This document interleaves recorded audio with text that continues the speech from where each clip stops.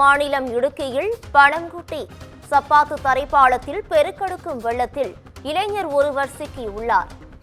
இது குறித்தான கூடுதல் விவரங்களை வழங்குவதற்காக எமது செய்தியாளர் ஹேமலதா இணைப்பில் இணைகிறார். ஹேமலதா, வணக்கம். இது குறித்தான கூடுதல் விவரங்கள் என்ன?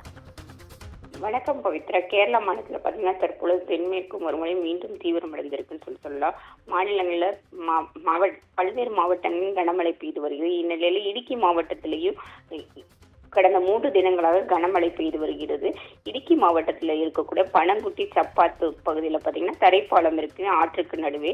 இந்த தரைப்பாலத்தில் பார்த்தீங்கன்னா நேற்று பெய்த கனமழையின் காரணமாக வெள்ளம் பெருக்கெடுத்து ஓடுகிறது. இந்நிலையில பார்த்தீங்கன்னா அந்த தரைப்பாலத்திற்கு மேலேயும் தண்ணி ஓடிக்கிட்டு இருக்கு. இந்நிலையில பார்த்தீங்கன்னா ஒரு இளைஞர் ஸ்கூட்டர்ல அந்த பாலத்தை கடந்து சென்றலான்னு சொல்லிட்டு அந்த பெருக்கெடுத்து ஓடக்கூடிய அந்த வெள்ளத்துல ஸ்கூட்டர்ல போறாரு பாலத்தின் மீது. ஆனால் பாதி தூரம் சென்ற உடனே என்னாச்சுன்னா தண்ணீரின் வேகம் அதிகமாக இருந்ததுனால ஸ்கூட்டர் அடுத்து அந்த கைப்பிடி பாலத்திலே தடுப்பு கம்பியில சிக்கிக்குச்சு. உடனே இளைஞர் ஸ்கூட்டர்ல இருந்து இறங்கி நடந்து சென்று வேகமாக அங்க பாலத்தை கடந்து சென்றுட்டாரு.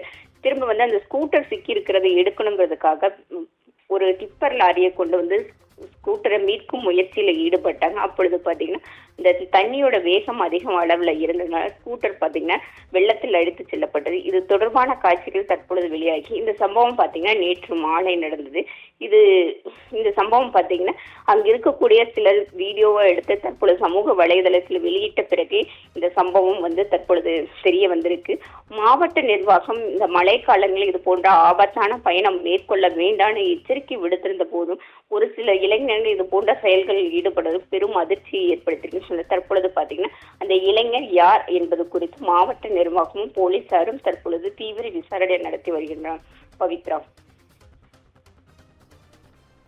கூடுதல் விவரங்களுக்கு நன்றி ஹேமலதா.